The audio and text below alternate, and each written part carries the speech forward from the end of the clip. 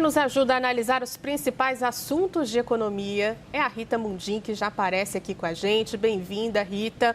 Vamos começar pelo Boletim Focus, Rita, dessa semana. O mercado financeiro reduziu as projeções de inflação para 2025 e 2026, conforme os dados do Boletim Focus, que foi divulgado pelo Banco Central, mas manteve as expectativas elevadas para 2027. Rita, como é que você avalia esse novo cenário apontado, então, pelo boletim?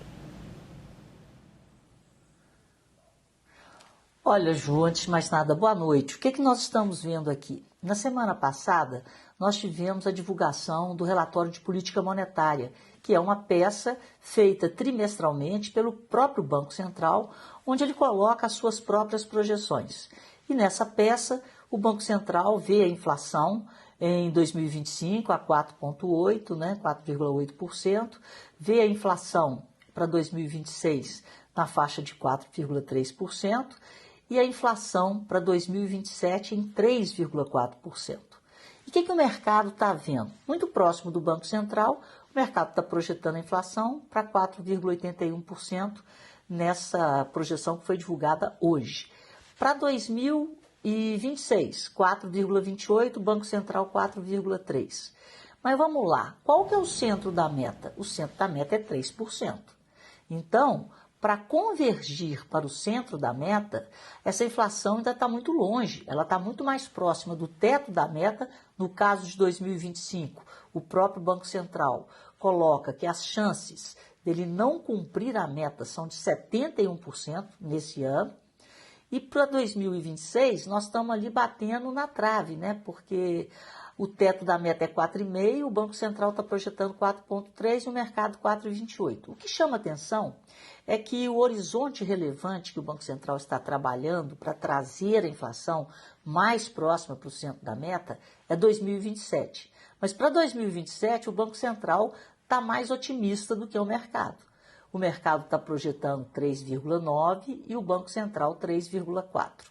Resumo da ópera: a taxa de juros vai se manter alta por um tempo bem prolongado, mesmo com essas revisões mínimas, né, para a inflação de 25 e de 26, não existe nesse momento expectativa de corte de juros para este ano, em função do horizonte relevante que é 2027. Então, gente, o Banco Central solta esse relatório de mercado, Boletim Focus, toda segunda-feira. Eu aconselho vocês a acompanharem. Entrem no site do Banco Central, www.bcb.gov.br, e se cadastrem para receber as expectativas médias dos economistas-chefes das instituições financeiras que operam no Brasil. Então, isso é uma excelente consultoria econômica, né? Então, vamos ficar de olho aí. Outra coisa que chama atenção é o câmbio, né? Houve uma diminuição na projeção da taxa de câmbio. Para esse ano, 5,48. Há um mês atrás estava em 5,56 e na semana passada 5,5 para 2025. Para 2026, 5,58.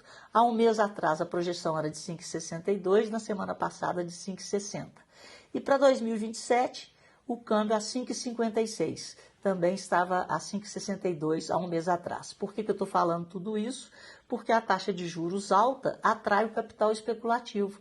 Então, essa atração de capital especulativo faz com que o dólar se desvalorize em relação ao real. Isso se, né, não tivermos nenhum problema estrutural. Qual que seria o problema estrutural que a gente tem que ficar de olho? A questão das contas públicas e do cumprimento da meta do arcabouço fiscal, pelo menos no piso, ou seja, a entrega de um déficit primário de no máximo 31 bilhões, como está prometendo o governo para esse ano de 2025. Porque se houver um desacerto nas contas públicas, aí nós podemos ter pressão em cima do dólar com saída de capital. Mas, por enquanto, a janela é favorável à moeda brasileira em função desse gap entre a taxa de juros do Brasil e a taxa de juros do resto do mundo, com a segurança que nós temos pelo nosso nível de reservas.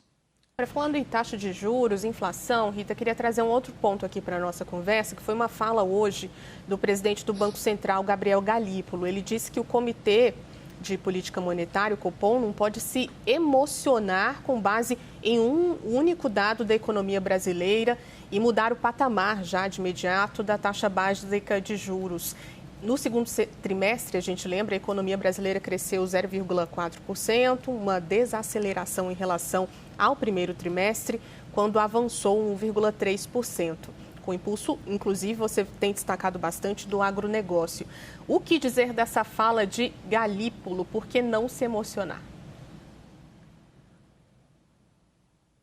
Pois é, Ju, não se emocionar é não levar em conta um indicador e achando que aquele indicador vai fazer com que haja espaço para a queda dos juros. E eu gostei, muito obrigada aí por você ter lembrado, que eu falo sempre.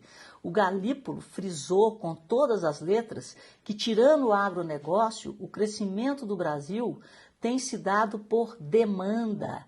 É aquele lance que eu falo do crescimento sustentável e do crescimento que não é sustentável. Então, o crescimento do agronegócio é o crescimento do bem, porque ele se dá por aumento na produtividade.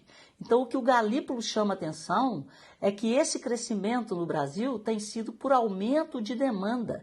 E quando você aumenta a demanda e não entrega produtividade, você pressiona preços, porque a produtividade ela faz com que os preços caiam, que é o caso do agronegócio, que entrega a cada safra mais safra.